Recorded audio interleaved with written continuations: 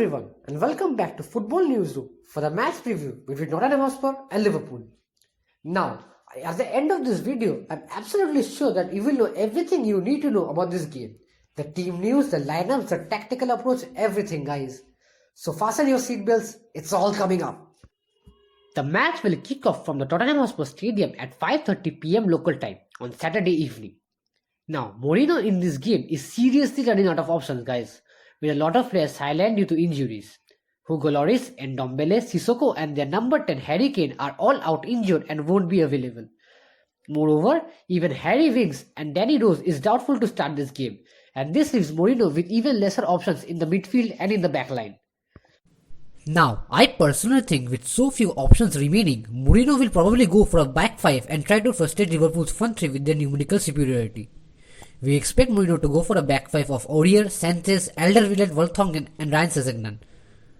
A midfield three of Eric Dyer, Christian Eriksen and Dele Alli, and a front two of Lucas Moura and Heung-min Son. Now, we have chosen this lineup and backed this up for a very few specific reasons which we will discuss on the tactical side of the game. Nothing will be left unanswered guys, so stay tuned.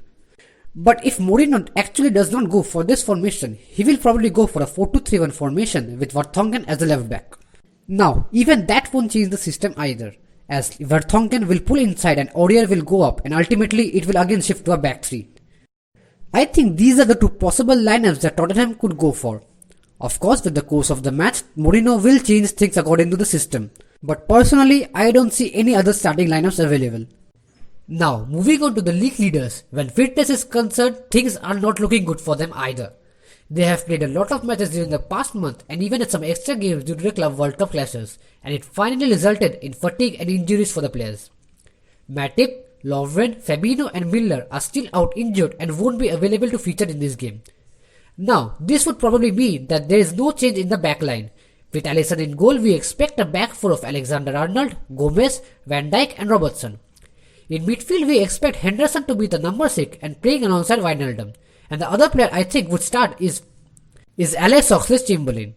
The case of Naby Keita is still unclear. Even if he is pretty fit to feature in this game, I don't think he will be released from the very beginning. We might see someone like Adam Lallana start as well. Now, there's another possibility, and with him you get an extremely different personnel. Lallana has got a few minutes here and there in the past month, and he might start as well. However, I still believe if Alex Oxlade-Chamberlain is completely fit, he will start this game. He got a few minutes against Everton in the latest stages of the game, and I think he is probably fit to start. For the front three, we expect no changes at all. Players like Origi, Minamino and Shaqiri might be available, but they are not simply starting this game ahead of Salah, Mane and Firmino. Neither of the three featured in the FA Cup, and they have received their rest to feature in this game.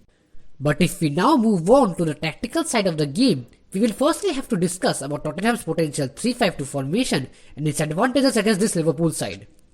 The first thing is that they will easily match Liverpool's 2-3-5 attacking formation. Now, as you may know already, Liverpool while attacking changed their 4-3-3 system to a 2-3-5 system. The wingers move in, Firmino drops between the lines and the fullbacks move up. Here is an example. Salah and Mane tucking inside, Firmino deeper than usual and the fullbacks are high up the pitch. Now, playing with a back five, they can easily match this shape. Their wingbacks with the two fullbacks of Liverpool and the three centre-backs with the support of the defensive midfielders will cover the front three.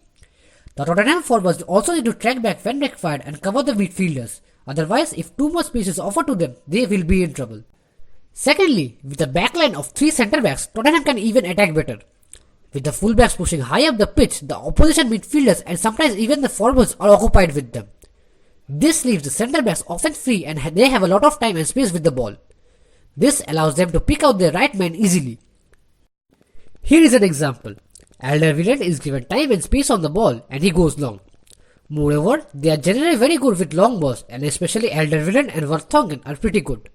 Sometimes even the midfielders drop deeper than usual to grab more space and pick out their man with time on the ball. The Tottenham forwards are always looking to make runs in behind the defensive line, and even with the likes of Harry Kane, Lucas and Son will be going to do that. But that said, there will also be a lot of drawbacks with this system as well. Firstly, nowadays no one wants to be defending in a 1v1 situation with the opposition forwards. Everyone wants a numerical advantage at the back. Moreover, if their fullbacks are occupied with Liverpool's fullbacks, then there is a lot of space between the centre back and the full backs, which we know both Salah and Mane love to exploit. So we will probably see the wing backs of Tottenham drop with Salah and Mane when required. This would mean the forwards have to come back and help out in the defense, otherwise they are in trouble. Secondly, Spurs have not quite adapted to the system either. The organization is not good at all and the players don't seem to understand each other's role. They have conceded too many goals this season and only managed one clean sheet in the last 12 games. Now, here is an example of what's going wrong. In here, we find Aurier allowing his man to be in space, and this is what ultimately led to the goal. This could have been easily prevented if each knew each other's roles. Another thing is that there is a lack of communication between the two lines for Tottenham. Here is an example. The two lines of Tottenham has got no sense of organization and too much space is offered in between the lines. Here again, no communication between the players and the player is just afforded too much space. If this happens against Liverpool, they will be destroyed in minutes. If they don't have a proper organization, Liverpool will surely hurt them.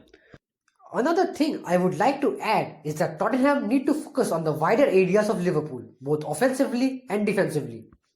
If the Tottenham defenders and midfielders are too preoccupied with the Liverpool forwards, then the Liverpool fullbacks will hurt them. Here is an example how. The midfielders and the defenders are too preoccupied with Milner and this leaves Alexander-Arnold free. This ultimately led to Firmino's third goal against Leicester. Offensively, I think they need to focus on these areas as well. Space is often left behind in the wider areas as the fullbacks move up, and Son and Lucas Moura can hurt them on the break. Joe Gomez and Van Dijk need to be cautious and they need to cover up this space.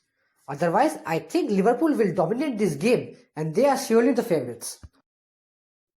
Now, let's have a quick look at the league table and see what this game actually means to both teams. Spurs are at 7th spot with 30 points, just 1 behind Man United and 2 behind Sheffield. Liverpool, on the other hand, are at 58 points. They are 14 clear of Leicester and have a game in hand. Now, everyone knows this is a huge game for Mourinho and his team. They are not in a very comfortable position in the league and the Spurs fans will be hoping that they will break the winning run of Liverpool.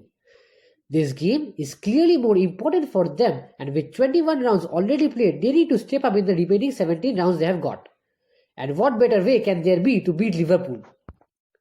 But that said, this game is not something Liverpool will take lightly and it is equally important to them as well. Yes, they might be 14 points clear with a game in hand and someone might say even if they lose a few points here and there, it won't really matter since they don't have a competition at the present moment. But that's simply not the case, guys. To be very honest, Liverpool are under tremendous pressure before every game. This Liverpool side is competing with themselves. They are pushing their limits week in, week out. When everyone is thinking that this team can't get any better, they show up with an even better performance and result. And boy do we enjoy watching that. This brings us to the match prediction, guys.